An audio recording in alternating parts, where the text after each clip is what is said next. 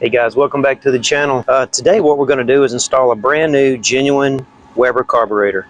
So what Jason's been running for a long time now is a clone Weber carburetor, and it's been running pretty rich. In fact, it's been running richer than normal lately, and it's becoming very hard to tune or get it to the idle air mixture screw to even affect it any. So we're going to replace it today. We're going to pull it all off, pull the plates off, take our brand new plates and sand them flat. We're going to put new gaskets on it and new high-tack gasket maker and put the new carburetor on it. We're going to give it a baseline tune and crank it up and see what she do. All right, let's get this carburetor off. We're going to use this air breather, which is the Ram Flow air breather. Oh, we're missing a screw. We're going to use this on the new carb. Go ahead and apologize now for if there's any wind noise, because it's kind of windy today. These are loose. These were loose before in another video we made where we lost one down in the carburetor.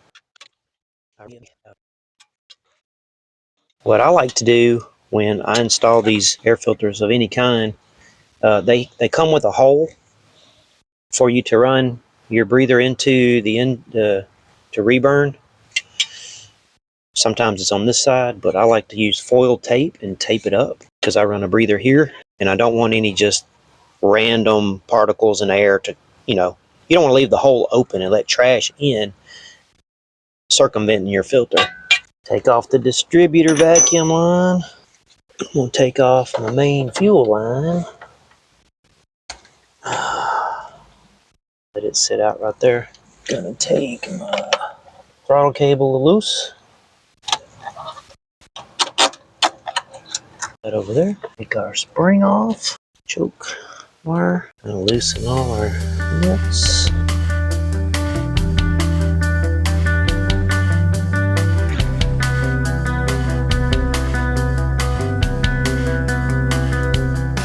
Okay, I think this plate is on there really good with that high tack. It is. Ooh, that's why you want to use it, because it is good stuff.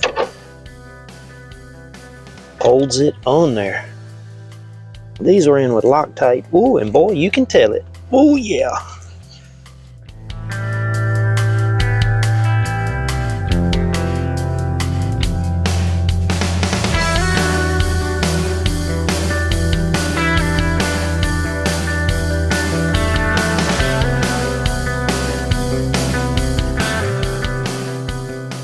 Alright, let's see what we got in the box here. We got ourselves a brand new carburetor. Comes with an air filter that we're not going to use, not this case. Comes with a nice fuel line, and I've never seen this before, but it's a DVD about the Weber carburetor. Probably going to show me what I've been doing wrong all these years. Let's see here. And this is some hose clamps and the throttle cable thing and a spring. We will probably use that. That's new stuff. We'll use it. And here's our adapter plates. And this is what we're going to sand flat, because there may be some variance and little warpageness. Some of them may be warped from the manufacturing process. So we're going to sand them flat. These are your cardboard gaskets. Typically, I like to use the Felpro material. I trace these out onto that and cut them out and use them. But I don't have any of that with me today. I don't have my tools to do a lot of cutting and stuff. These will be fine, because we're going to use this high-tack Permatex gasket sealant on it, if I got enough, and that will make them just fine. And we're going to use this flat piece of aluminum that I have. You can use a piece of glass or just something nice and flat, and I have some 180 grit on here. And we're going to spray it down with a little WD-40 and just take our sanding plates and just start sanding them, check them, sand them and check them. Make sure they're nice and flat before we reinstall everything. Alright, let's roll our sleeves up. Let's put some gloves on. My hands have never liked getting in these gloves. I don't know if it's just because they're not big enough. I think these are large. If you know of a secret, leave a comment below. Maybe it's putting baby powder on my hands or something first.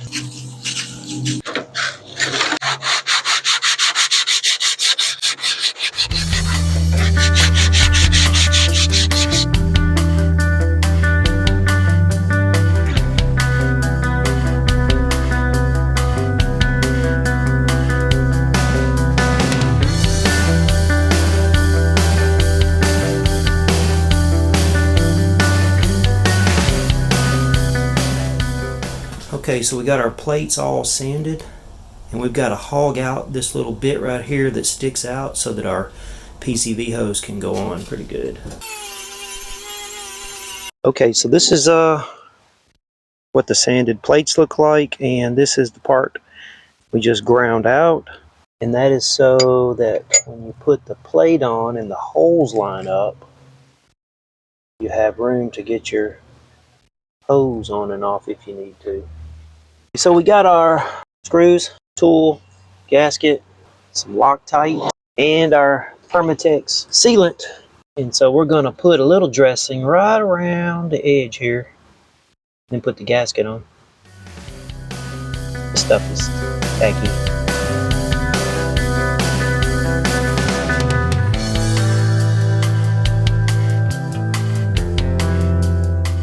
If you use RTV, or any simple RTV, you run the risk of gas making it loose and eating it away. This stuff is fuel resistant, never dries, and I've used it and it's been the best stuff. I've used lots of things. I've used grease on this and other things I can't remember right now. But this is the best stuff.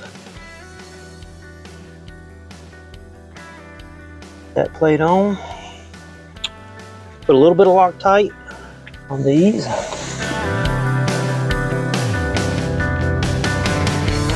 I think I looked up online one time and finally found, actually I think it's on my website in the Weber docs. I was reading through them and I finally found a torque to this right here. And people have asked before, what's the torque spec on? How tight should you get it? And I think it was 12 inch-pounds, but I'm not going to use a torque wrench today. I'm just going to go by feel and I'm just going to get it tight. You'll see. I'm going to cross pattern this thing. This is a fairly good plate you can get tight. The next plate, you run the risk of cracking it, getting it too tight and cracking it. So it's the one to be a little more cautious on.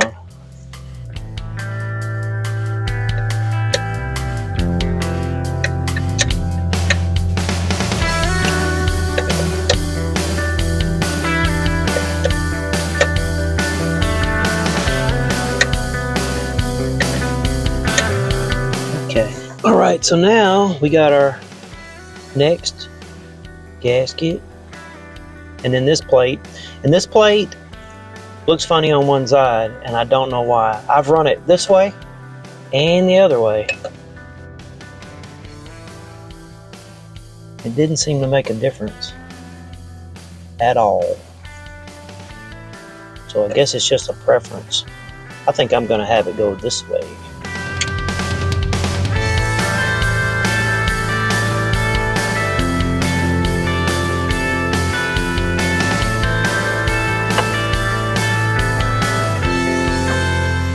This is the plate that you can over tighten and can cause a crack right here and it'll create a vacuum leak. So you want to be cautious, not go gorilla tight, just pretty tight.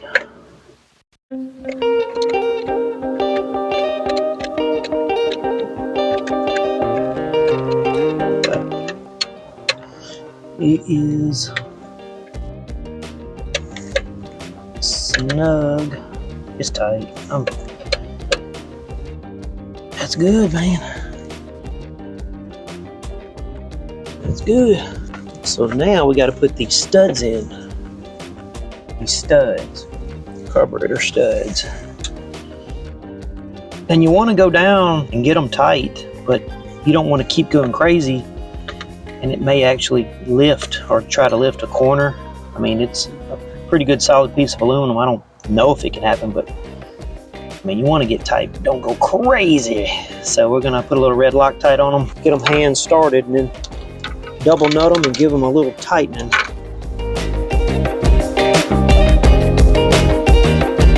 This truck does a lot of it's lowered and it bounces around, takes a little beating, so we want to try and not have any of this come loose again. And I mean, this is just how I do it. I've done quite a few of them, so I don't know. I don't know everything, but this is how I do it. You may do it different, and it may work for you. This is my advice, and it's free. Take it if you want it. 12 millimeter.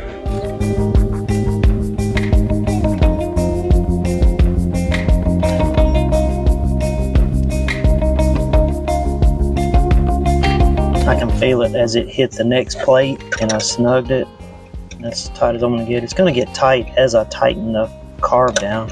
So now we got this gasket to put on, and it's smaller here and larger here, primary, secondary. That's how we want to put it on. So we're gonna put a little goop on.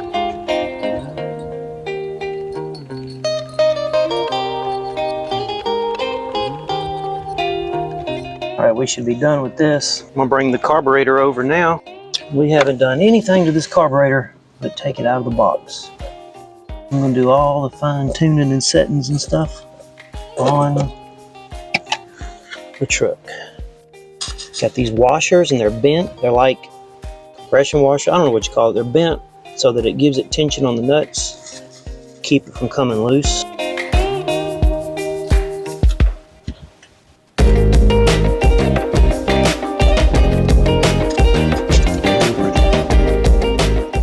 We're going to tighten it up in a zigzag formation, corner to corner, crisscross.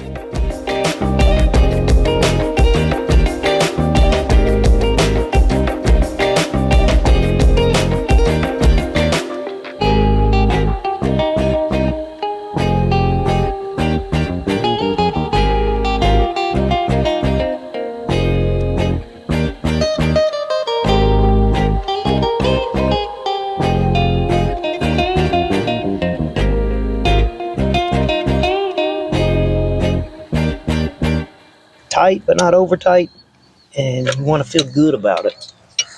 And you want to check them later because gasket may give up some once it gets heat to it. You want to come in here and check that later, but that's good. Okay, so what I'm going to do now is I'm going to, choke is on, so I want to set my speed screw idle speed first. You want to back off the speed screw where it's not touching this. And as soon as it does touch it, I'm going to start counting. And you want to do 1.5. And it's touching it now. So I'm going to do, that's a half, a whole, and this will make a half, which would be 1.5 turns in. 1.5. That's a ballpark. The choke is activated. It's pretty tight. Now on the mixture screw, let's just see where they sent it out of the box. So what we're going to do is go all the way in with it. And we're going to come back out 1.5 to 2. So let's just see where it is from the get-go. That's a half. That's a whole. That's a half. Oh, about 1.5. I'm going to say that's a half, whole, and another 1.5, and they had a little bit. So that ought to be pretty good. Right there. All right, let's hook up our fuel line.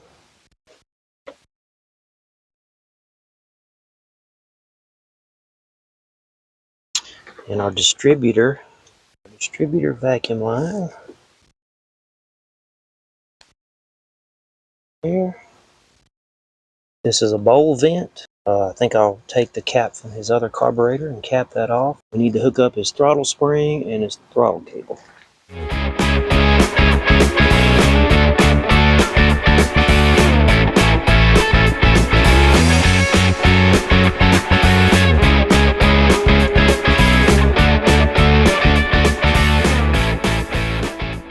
I'm going to replace his old spring with this new one.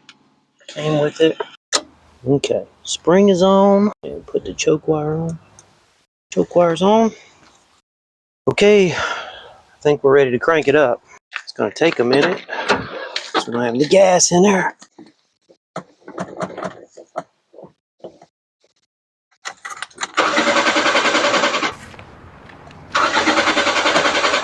Call, see if you can figure out what's wrong with this thing. It ain't got no gas in it.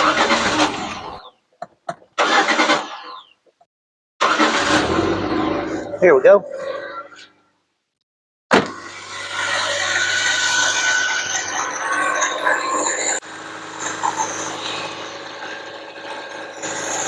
The choke is operating just like I want it.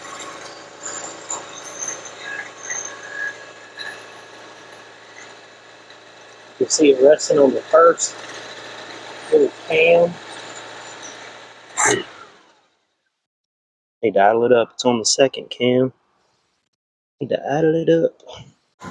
All right, so we got it idling pretty good. Probably need to wait on a nice cold day to adjust the choke real good. We got our throttle speed screw adjusted to where it's sitting at about 1,000, and that's good for him because when he puts it in gear, it's going to drop down a little bit. Okay, so on our air mixture screw,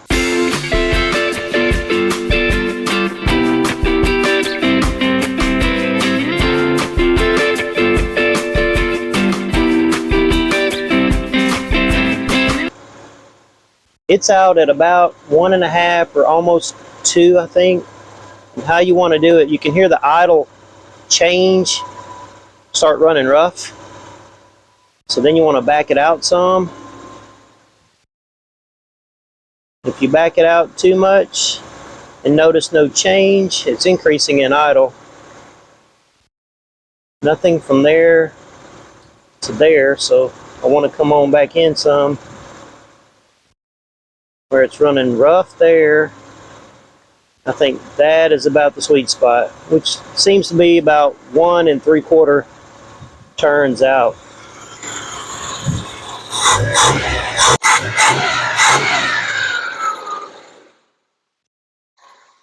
As you saw, it's running pretty good.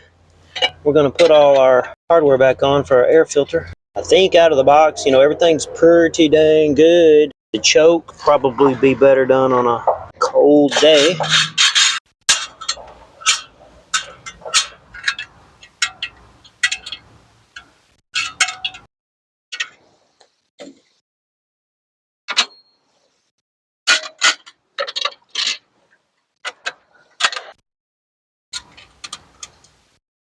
Ram flow for maximum airflow.